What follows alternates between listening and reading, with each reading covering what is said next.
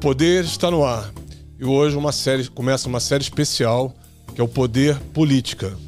Nós estamos encaminhando aí para as eleições ano que vem. Então hoje eu tenho o prazer de receber um pré-candidato à Prefeitura do Rio de Janeiro. Conosco aqui, João Diniz. Tudo bom, André? Bom te ver, João. Um prazer, obrigado pelo convite. Queria que você falasse um pouquinho, antes de falar do desafio de ser pré-candidato a prefeito do Rio de Janeiro, contasse quem é o João Diniz. Vamos lá. Primeiro, queria te dar os parabéns pelo podcast. Importantíssimo a gente estar podendo sempre se comunicar e utilizando o digital. É um caminho que a gente pode falar com todas as pessoas. Vamos lá, João Diniz, eu tenho 49 anos, sou nascido e criado no Rio de Janeiro. Sou pai e tenho como prioridade minha família. Eu sou pai da Joana, que tem 20 anos, do Diego, de 17. Tenho um sobrinho que é como se fosse meu filho, chama Luca, tem 19 anos. E sou um empreendedor desde que me entendo por gente. Comecei muito cedo, eu costumo até brincar, mas falando de uma forma muito séria, que eu comecei como camelô aos 7 anos de idade, porque eu entendia que eu queria ganhar dinheiro de alguma forma e vendia os gibis que meu irmão tinha no quarto dele. Meu irmão sempre foi um aficionado por leitura, por gibis. E quando eu vi aquela parede de gibis no quarto que a gente dividia, eu morava em Laranjeiras, no Rio de Janeiro, e eu via dinheiro, não via revistinhas. Então eu perguntava a ele se eu podia descer com as revistas para vender na porta do prédio, e comecei a ganhar dinheiro assim de uma forma muito natural, vendendo revistas usadas, e dividia o dinheiro com ele. Eu comprava as coisas que eu gostava e ele comprava mais gibis. Então é uma característica minha sempre empreender. E de lá para cá eu vim trabalhando sempre em 2 setores principais, que são os setores que mais movimentam o mercado do Rio de Janeiro, que é o setor de gastronomia, que eu completo hoje 30 anos de carreira profissional. Comecei aos 20 anos no setor de gastronomia e esse ano eu completo 50. E no setor de entretenimento noturno. São 2 movimentos que eu sempre trabalhei, sempre empreendi. Já tive mais de 20 empresas desses 2 setores. Hoje eu sou dono, CEO da Rede Blá Blá, champanheria. Okay. A gente tem unidades na Barra da Tijuca, no Jardim Botânico, no Nova América. E estamos montando mais uma casa agora, do mesmo grupo, que é um pub, vai se chamar Jack London. Enfim, então eu sempre tive várias marcas de restaurante no Rio de Janeiro ao longo dessa longa carreira.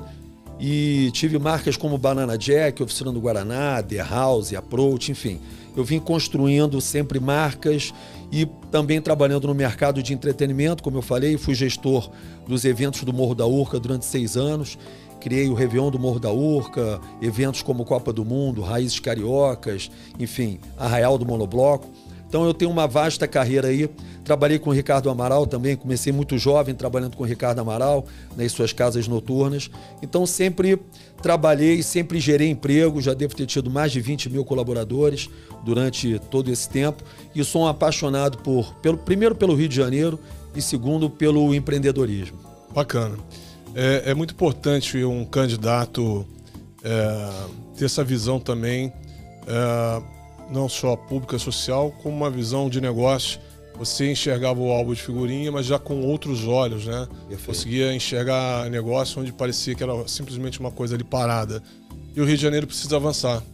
O Rio de Janeiro é uma cidade incrível, é chamada Cidade Maravilhosa, e nós temos alguns problemas aqui que acabaram afastando grandes empresas do Rio, né?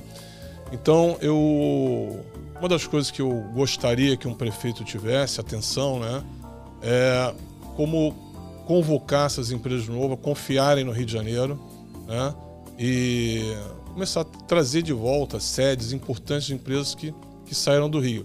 E, claro, um dos principais problemas que essas empresas se afastaram do Rio de Janeiro é a segurança pública, né?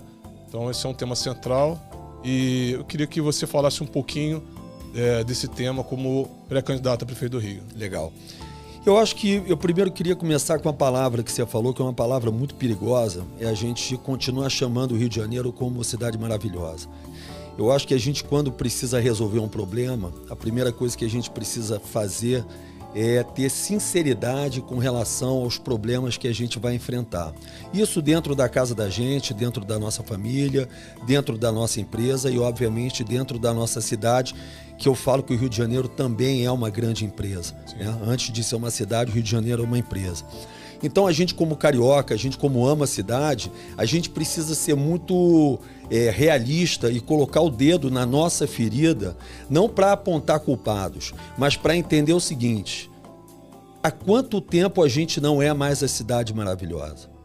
O Rio de Janeiro deixou de ser maravilhoso há muito tempo.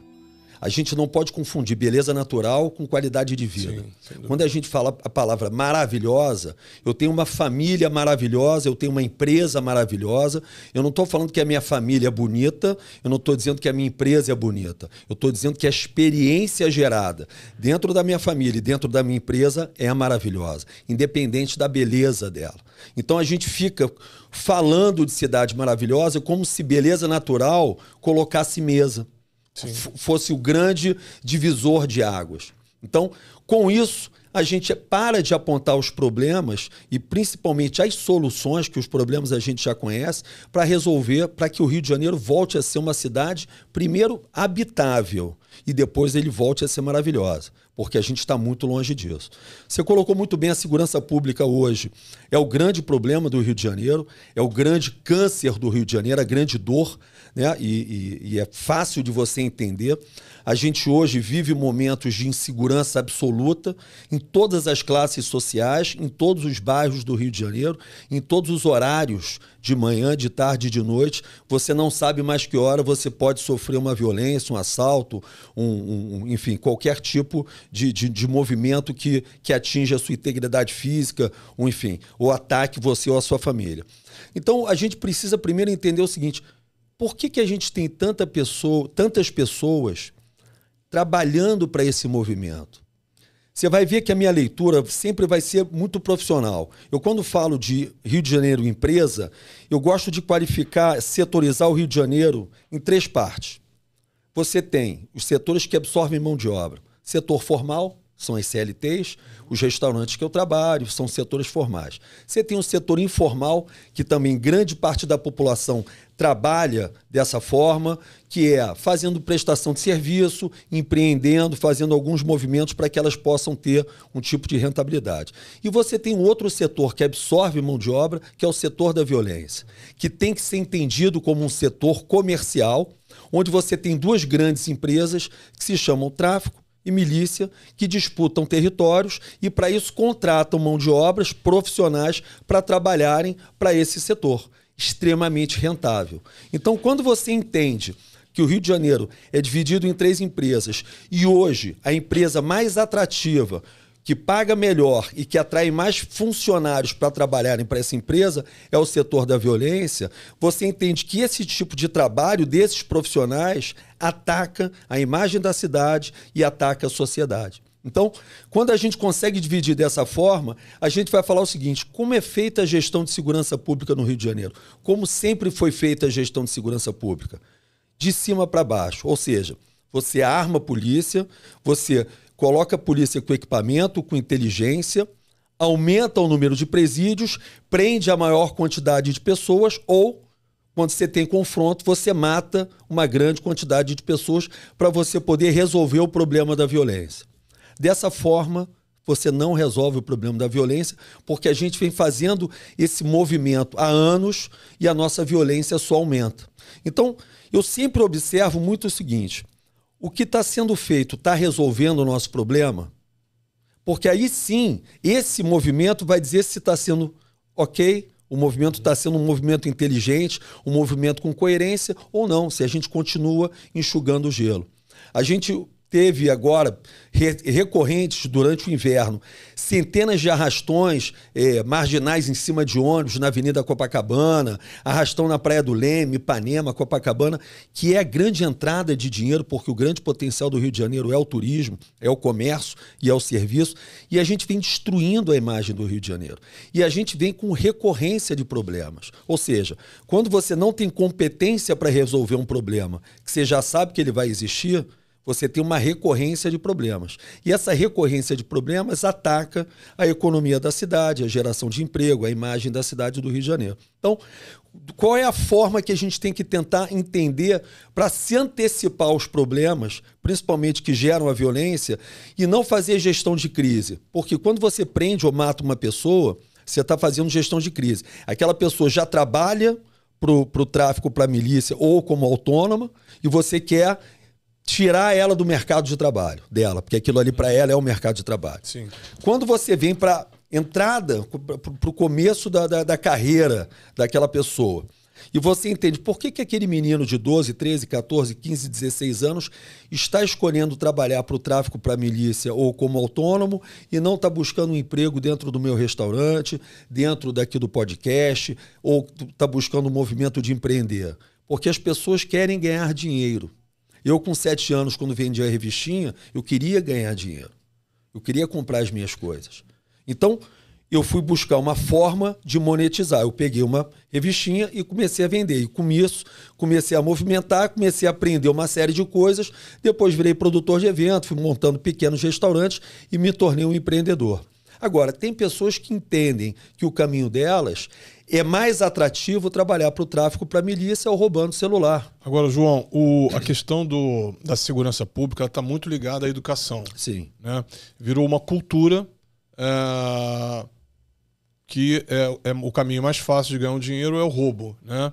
Então isso está enraizado em grande parte da população porque não houve um desenvolvimento da educação para que essa educação não só levasse ao maior conhecimento, né, para poder ter melhores empregos, os empresários terem melhores candidatos nas suas empresas a trabalharem, como também construir mentes empreendedoras. A gente não teve essa possibilidade. E aí a segurança pública foi extremamente impactada por isso. Me fala um pouquinho do que você pretende para a área de educação, para ajudar a resolver a questão de segurança. Legal. Que talvez o investimento maciço em educação vá no futuro reduzir o investimento de segurança. Exatamente, André. A sua colocação foi perfeita. Na verdade, você não tem setores isolados. Os setores estão todos interligados e eles desdobram. Então, quando você tem pouca educação, você tem aumento da violência. Quando você tem aumento da violência, você tem aumento do desemprego, você tem a diminuição do mercado de economia, das empresas, você tem menos turistas vindo para o Rio de Janeiro. Ou seja, isso se torna um ciclo, porque um movimento desdobra para o outro. Ou seja, tudo começa na educação. Tudo começa na civilização. Na forma que aquele indivíduo é civilizado. As pessoas estão cada vez menos civilizadas. E aí não é questão de poder aquisitivo. Porque se você for para a roça, você pode ter famílias que não têm uma condição financeira muito boa, mas elas têm uma coisa chamada princípios. Família. Elas têm um movimento que faz com que elas se tornem civilizadas, por mais que elas não tenham muito dinheiro e muitas condições. O problema do Rio de Janeiro é que a gente, antes da educação, as pessoas não estão mais civilizadas. E aí você precisa antecipar a educação, e aí é um problema de social, porque a gente, infelizmente, tem as famílias totalmente deterioradas, então você perde o conceito da família, a criança cresce num ambiente totalmente hostil, ela não se torna civilizada, não passa por um processo de educação, e aí a gente já sabe os desdobramentos. Então vamos lá. Primeira coisa, educação, a gente precisa criança dentro de colégio o dia todo. Criança não é feita para ficar na rua. Até porque as mães das crianças, e geralmente são mães solos, elas estão buscando uma forma de ganhar dinheiro. Ou empreendendo, vendendo uma quentinha na rua, vendendo algum movimento numa praça, ou trabalhando como doméstica, ou numa empresa, ou como garçom. As pessoas precisam se sustentar. E elas têm filhos, e geralmente elas têm muitos filhos.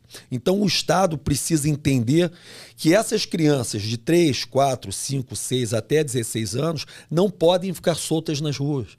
Porque essa mistura da falta de civilização e desse ambiente hostil que o Rio de Janeiro se tornou, ele é muito nocivo para o crescimento daquele indivíduo.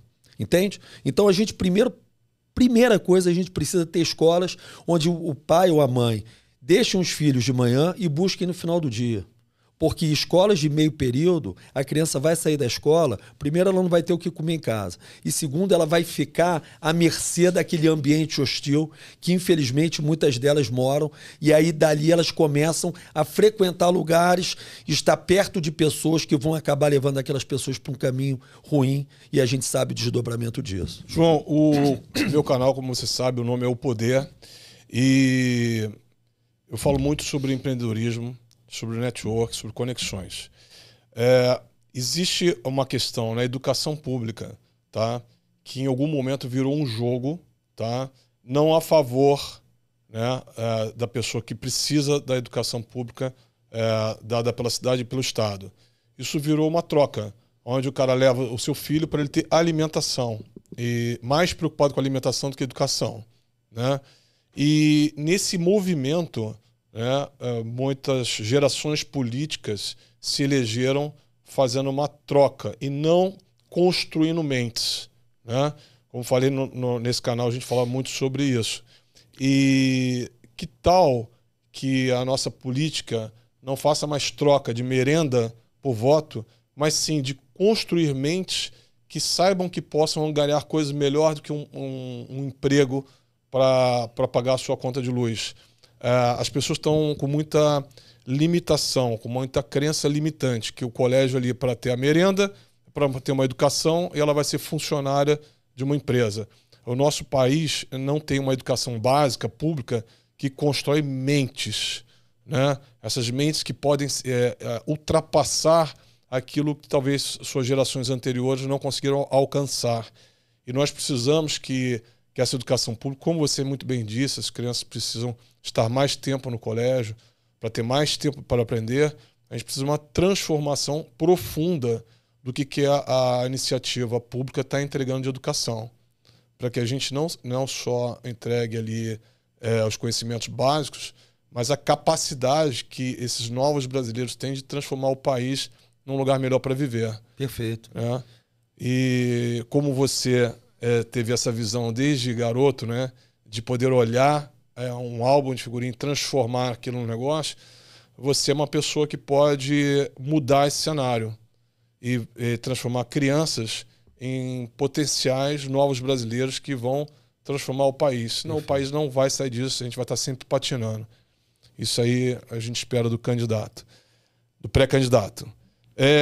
Mais um negócio que me incomoda muito, né? O turismo de negócio, ele foi completamente para São Paulo, né? Então, quando você pensa nas grandes feiras, congressos, etc., foi tudo para lá. Fórmula 1 foi embora, Bolsa de Valores só tem em São Paulo. Trazer de volta isso para o Rio é um desafio enorme para o nosso candidato. Gostaria também que você colocasse isso na sua pauta. Mas eu vou soltar uma pergunta mais aberta sobre economia. Queria que você falasse um pouco sobre economia para o Rio de Janeiro. Maravilha. Deixa eu só voltar um pouco na educação. Fica à vontade. Depois a gente segue, porque eu só queria fechar aquela linha de raciocínio. Fica à vontade. A gente precisa primeiro trocar a palavra político por gestor. Eu acho que a gente precisa começar a fazer esses movimentos, né? Em algumas palestras que eu dou, eu falo para todos os empreendedores, e mostro que todos são empreendedores, que o patrão é quem paga. Então, dentro dos meus restaurantes, eu não sou o patrão. Eu falo isso para todos os meus colaboradores. Os meus patrões são as pessoas que escolhem o meu restaurante, sentam à mesa, me dão o dinheiro e eu distribuo o dinheiro que eu recebo para todos os meus colaboradores. Então, o patrão dos meus colaboradores são os clientes que entram na nossa casa. Quem são os patrões do Rio de Janeiro? Os cidadãos que pagam os impostos. E eles não pagam por opção, eles pagam por obrigação. O meu cliente, patrão, quando entra no meu restaurante, ele escolhe me dar aquele dinheiro. Ele pode não me dar aquele dinheiro. Quando você vive no Rio de Janeiro, você não tem escolha. Você é obrigado a pagar impostos. Eu não tenho como não pagar um imposto se eu não estiver gostando do serviço que a prefeitura presta para mim. Então, a prefeitura precisa entender que ela tem um trabalho, primeiro, que o patrão dela, Quando eu falo prefeitura, são todos os gestores públicos. São profissionais contratados para trabalharem para a sociedade. São gerentes da sociedade. Os vereadores, o prefeito, o governador, o presidente, todos esses, dentro das suas funções, são funcionários da sociedade, pagos pelos impostos que são obrigados com que as pessoas paguem. Então, primeiro, vamos começar a falar disso. Segundo, a gente precisa falar de inovação. Isso aqui é inovação. Há 10 anos atrás não existia podcast. Então, quando a gente vai falar de educação, quando a gente vai falar de formas de gestão, quando a gente vai falar de qualquer movimento, a gente precisa falar o seguinte: há quanto tempo a gente vem repetindo esse mesmo formato de movimento e a gente não vem se inovando? Há quanto tempo a nossa educação é feita da mesma forma? Não tem como dar certo se você quiser repetir em 2023 o mesmo modus operandi, o mesmo formato de educação que você fazia em 1973, quando eu nasci. Porque hoje as demandas são completamente diferentes. O mercado é completamente diferente, a realidade é completamente diferente. Então, se você não inovar, você quebra. Um restaurante que não inova, ele quebra. Se o teu podcast daqui a 10 anos estiver igual, provavelmente você não vai estar fazendo podcast porque você já inovei. Eu tinha uma revista e agora... O que é a revista agora? É um produto online. Inovação é muito importante para o Rio.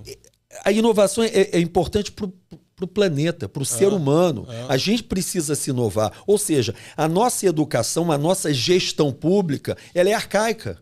Porque ela não mudou, porque as pessoas que promovem esses movimentos, primeiro, não entenderam que a sociedade são os patrões, que eles não são políticos, eles são gestores, eles são profissionais, ou deveriam ser profissionais, que precisam gerar uma boa experiência para os patrões deles que pagam a conta deles, que é a população. Então, a educação, se ela não mudar de perfil, se ela não entender que ela tem que trazer para dentro dos colégios capacitação profissional, que é ensinar o jovem a sair daquele colégio monetizando, aquele menino, quando sair do colégio, ele vai entrar para ser um profissional do mercado do crime. Porque é a única forma que ele sabe ganhar dinheiro. É roubando os outros, é segurando uma arma, é fazendo uma segurança, é passando um rádio, é fazendo um vapor. É por isso que as pessoas buscam uma forma de trabalho. Ah, é coitadinho, João? Não, não é coitadinho, é uma opção. Só que a gente, como gestor, como profissional de gestão, precisa inovar a educação para que a educação tenha funcionalidade direto com o que o mercado precisa. Porque essas crianças não vão conseguir fazer faculdade. Então, eles já têm que sair do colégio formado, como eletricista, como pintor, como pedreiro, como operador de áudio, como operador de som, como atleta, como músico. Dentro da capacidade dele, pessoal, o Estado, o município precisa desenvolver uma forma de falar o seguinte: como é que eu vou ensinar esse menino a ganhar dinheiro para que esse menino não seja contratado pelo setor da violência? Então, a gente precisa falar de educação de tempo determinado para as crianças e adolescentes ficarem dentro dos colégios, só que não adianta ele ficar ali dentro do colégio comendo merenda. Ele tem que sair dali preparado para o mercado. Entende? Então, por isso que eu só queria fazer esse... Não, foi muito importante, principalmente uma educação que ela seja engajante. A educação ficou chata, Sim. Porque os tempos mudaram. Né? Como você falou, nós estamos num momento de total inovação, a Revolução 4.0, né? E quando houve lá o evento da Covid, né? Na Califórnia, o Arnold ele foi muito rápido, né? Colocando tablets na mão dos alunos, etc.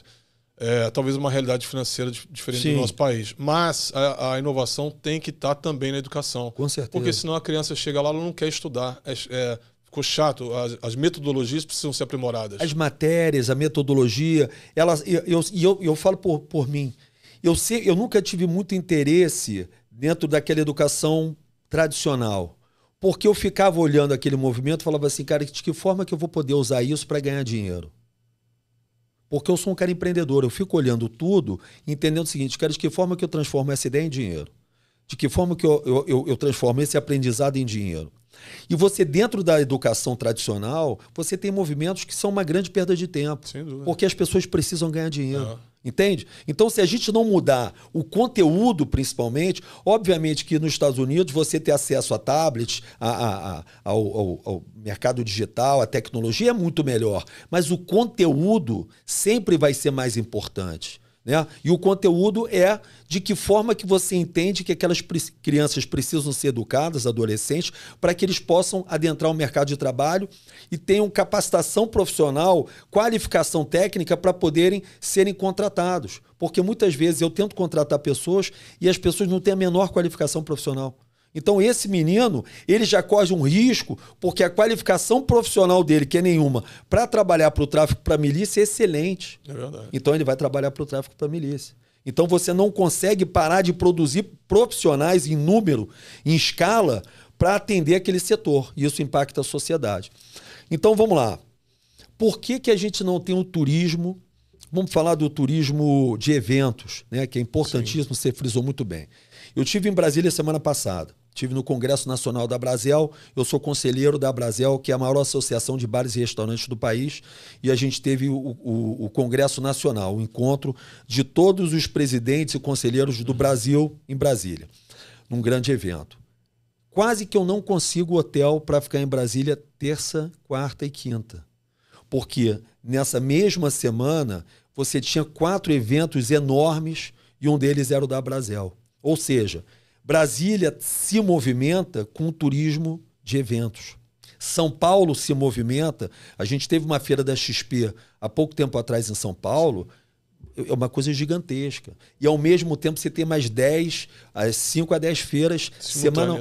Então, os hotéis estão lotados, os restaurantes estão lotados, os prestadores de serviço... A economia está girando. A economia está girando. Ou seja, você tem alguns movimentos, e olha que São Paulo, você não vai considerar beleza natural com Rio de Janeiro, Brasília. Então, a gente tem já que a gente tem uma cidade maravilhosa, né, com beleza natural... Vamos trabalhar o que todo mundo trabalha. Porque o mais difícil a gente já tem, que é beleza natural. Isso ninguém compra. Agora, competência, entrega, gestão, organização, para poder trazer o dinheiro novo, porque o turista ele traz o dinheiro novo. Porque como é que é a matemática? Você vai no meu restaurante e me dá dinheiro. Aí eu venho aqui no prédio, pago o estacionamento, dei dinheiro para o prédio. O cara, o dono do estacionamento do prédio, bota o filho no colégio. Ganha o dinheiro do dono do estacionamento. O menino do colégio vai na lanchonete e gasta o dinheiro. Ou seja, o mesmo dinheiro fica rodando aqui no mercado. Quando a gente traz um evento de São Paulo, um evento de Brasília, um evento que atraia turistas, esse cara traz o dinheiro novo.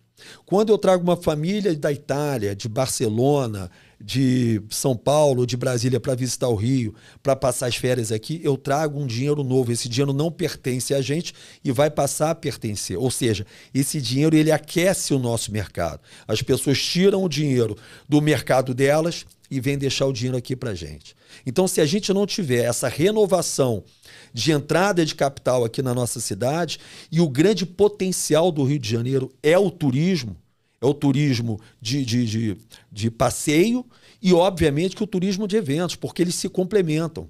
Porque quando você entende o setor de turismo, quando uma empresa tem 12 meses, isso eu tive uma reunião na Secretaria de Cultura. Eu, quando era dono de boate, eu gosto de dar muito exemplo, André, eu acho que facilita muito a cabeça das pessoas. Quando você tem uma boate, você tem 7 dias na semana. Você precisa trabalhar pelo menos 5 dias na semana para você poder ganhar dinheiro e aquela empresa ser rentável. Quais os principais dias mais fáceis de ser trabalhado numa boate? Sexta e sábado. Ou seja, eu preciso ter força de movimento para encher quarta, quinta e domingo. Então, as minhas atrações principais vão ser quarta, quinta e domingo, porque sexta e sábado é um dia mais propício para que as pessoas saiam de casa e me deem dinheiro. Então, eu tenho que buscar divulgação, atração diferenciais para eu trazer o dinheiro nos dias mais difíceis. Agora, vamos transformar o Rio de Janeiro de uma empresa como se o Rio de Janeiro fosse uma casa noturna. O Rio de Janeiro o ano tem 12 meses.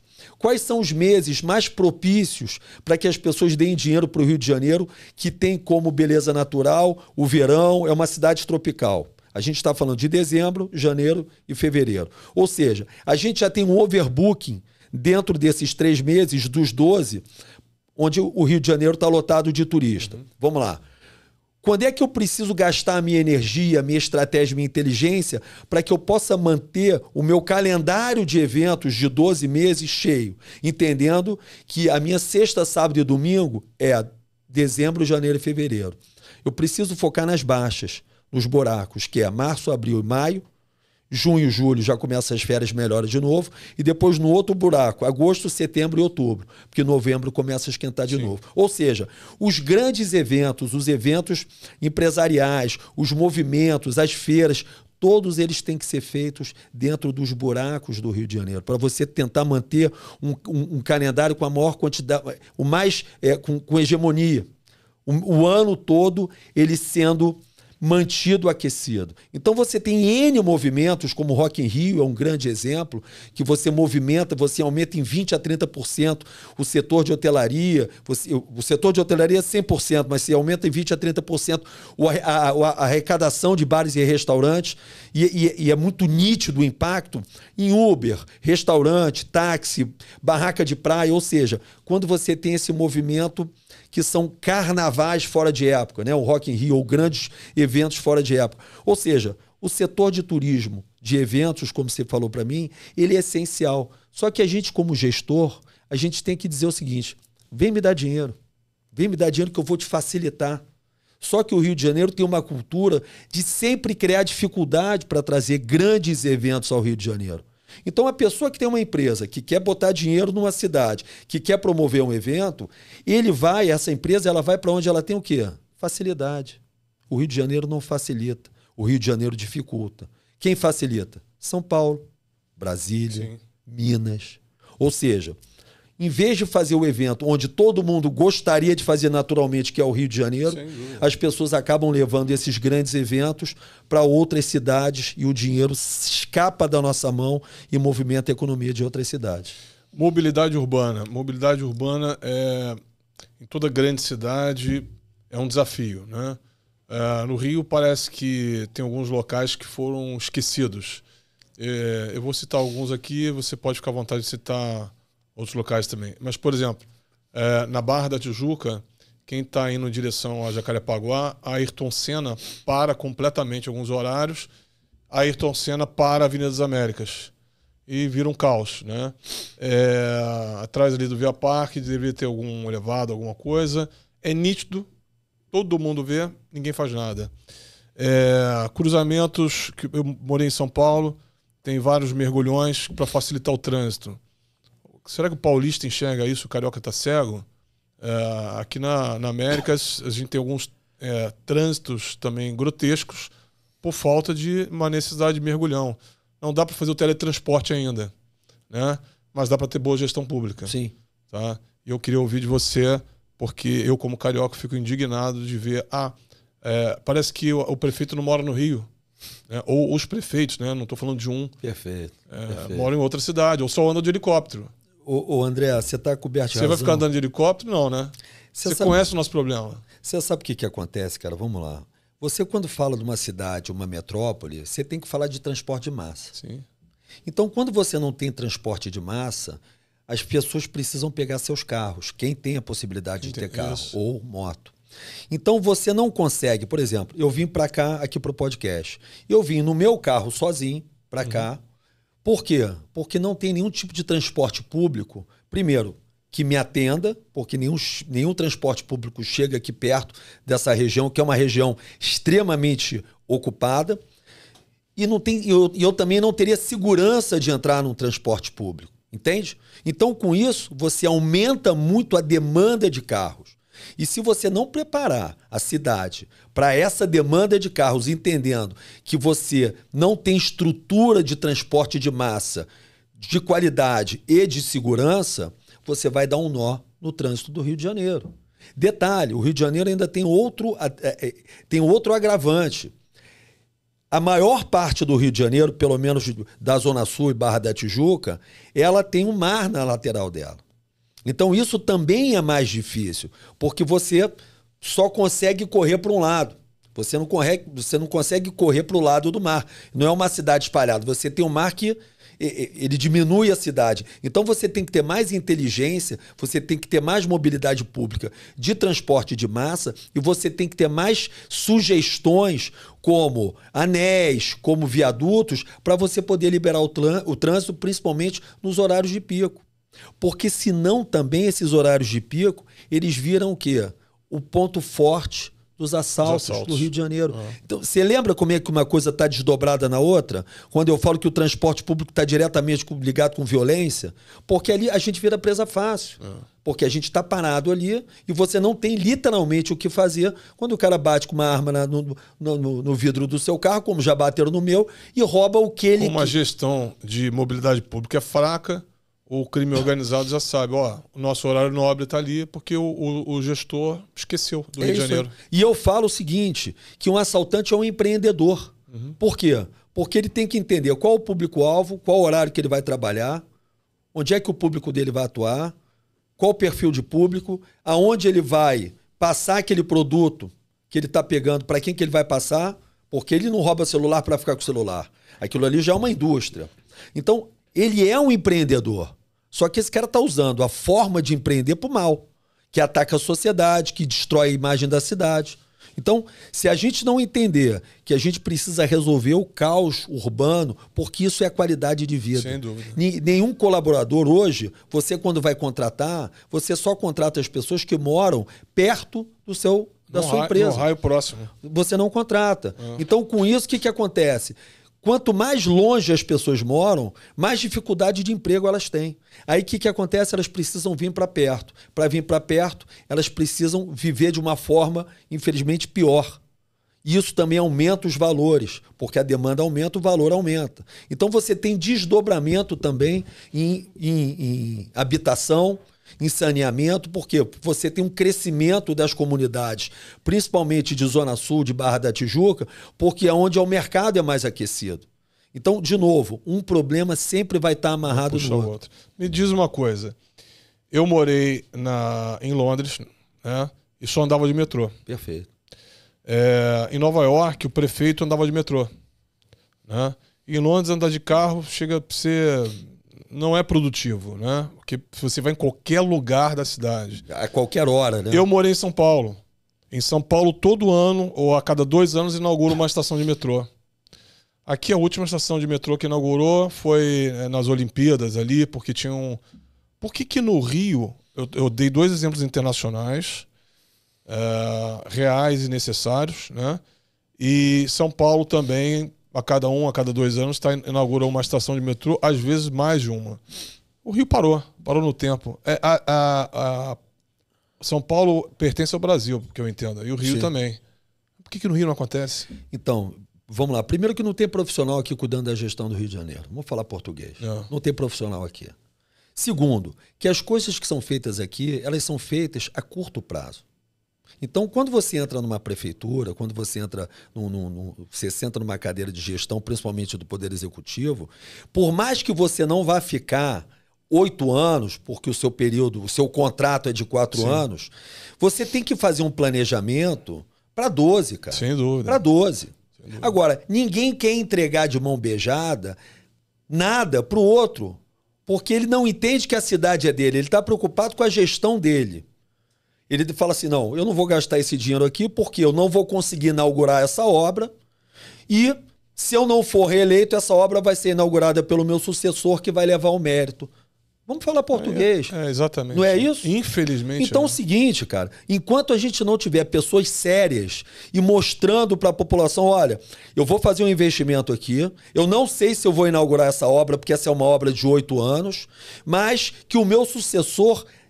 se eu não for eleito, se entenderem que eu não vou ser eleito, que o meu sucessor faça a inauguração, dê continuidade primeiro, porque muitos nem dão continuidade para o outro antigo, às vezes não levar crédito, mas que ele dê continuidade e faça entrega para a cidade, cara. Eu tenho 50 anos.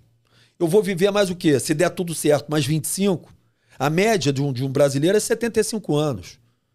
Eu vou viver mais 25. Você acha que eu vou ficar fazendo o quê, cara? Conta de obra que eu vou entregar?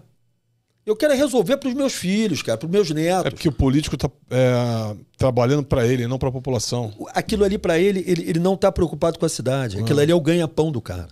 A estação de metrô da Gávea teve que ser inundada porque não completaram a obra. E não dá para entender como faz o buraco, mas não tem um planejamento financeiro que complete as suas obras. Então... e nós precisamos de mais estações de metrô, precisamos melhorar a qualidade do transporte para que as pessoas tenham até a vontade de chegar numa faculdade à noite estudar. Sim. Chega todo mundo tão cansado. Cara, as pessoas, o que eu digo é o seguinte, as pessoas são transportadas como animais, cara. Dentro que nem animal deveria ser transportado daquela forma. Né? Hoje você se botar um monte de cachorro, um monte de cavalo dentro de um ônibus, da forma que os seres humanos estão, a Associação de Proteção dos Animais vai gritar na mesma hora.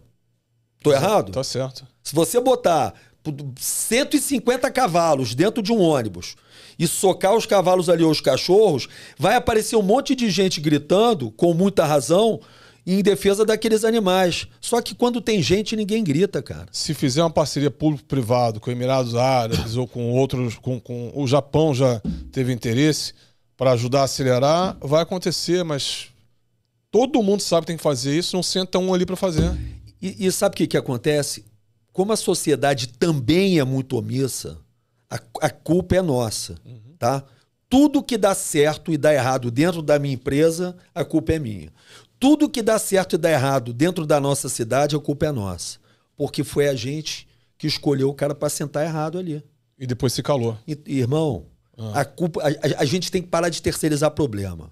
A culpa não é do prefeito. A culpa é de quem botou o prefeito lá. A culpa não é do A, do B ou do C. Aquele cara não tomou de assalto aquilo ali. Alguém botou ele sentado ali. Então, meu irmão, mata no peito e abraça essa causa. Ah, mas eu não votei nele. Paciência. Participa da política.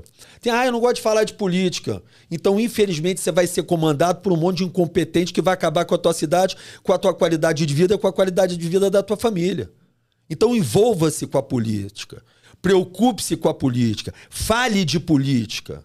Para com esse papo. Eu não gosto de política. Então, você vai ser comandado por incompetente. Mas isso também está na educação básica. Porque na educação básica, o aluno nunca teve um contato que a política faz parte da vida. E que ele também precisa entender esse processo, crescer e saber escolher. Perfeito. Então, voltando ao tema educação é fundamental. A gente está chegando quase no final do nosso episódio e eu queria que você falasse sobre os principais projetos aí que você tem na sua pauta. Vamos lá. Sei que a gente já falou de bastante coisa. Né? A gente já falou de alguns deles, falamos de educação, falamos de economia, falamos de turismo, falamos de eventos, né? Isso. Evento de turismo e os eventos de negócios. A gente falou de segurança pública. Isso. A gente precisa falar de capacitação profissional, a gente precisa falar de inovação.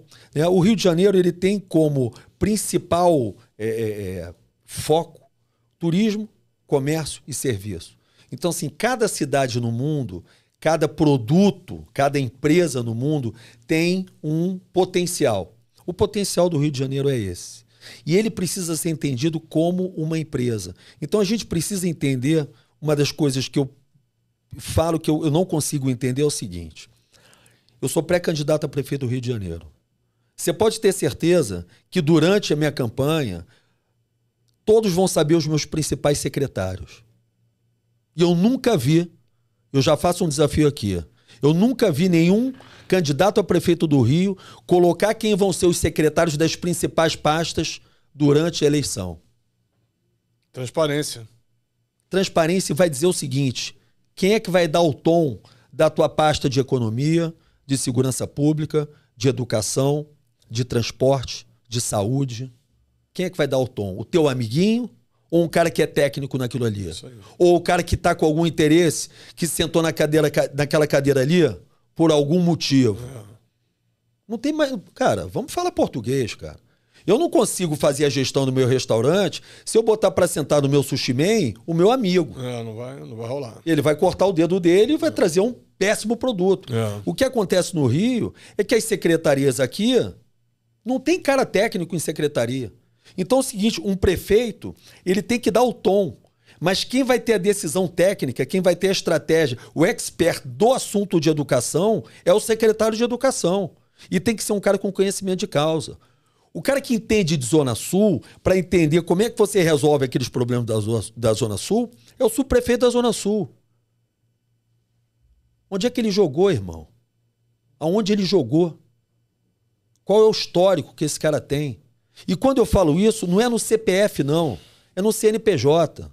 Eu não discuto se o cara é legal, se não é legal, eu não estou preocupado com isso. Eu quero saber o seguinte, qual é a capacidade técnica que aquele sujeito está sentado naquela cadeira tem para poder comandar aquela pasta. Ponto. Isso é o resultado da entrega final. Se você não botar pessoas especialistas dentro de cada pasta, você pode ser o cara mais bem intencionado do mundo. A sua entrega vai ser um lixo. E é o que acontece com o Rio de Janeiro. A entrega é um lixo. Porque as pessoas que estão sentadas, a grande maioria das pessoas, não tem conhecimento técnico e estão por outros motivos que não merecimento profissional para estarem sentados naquelas pastas. Então, quando você tem uma gestão empresarial, você precisa ter pessoas habilitadas para falar das pastas que eu falei, que são as principais dores da sociedade. E aí sim, o prefeito ele vai dividir a gestão de economia, a gestão de eventos, a gestão de educação, com pessoas técnicas que entendam a dor do colaborador, dos profissionais e do público que é atendido dentro daquele setor. E o prefeito, como gestor, como maestro, ele vai dar o tom e vai dar a direção que ele quer que cada secretário entregue para a gente poder ter um impacto final na entrega da sociedade. João, muito obrigado. É o primeiro episódio do Poder, na série especial Política, aqui com o João Diniz. E sucesso na sua pré-candidatura. Obrigado. E esperamos que, caso você seja eleito, que realmente faça a diferença para o Rio de Janeiro. Vai ser um grande abraço. Prazer, uma grande honra. E até o próximo episódio. Até o próximo, pessoal. Tchau, tchau.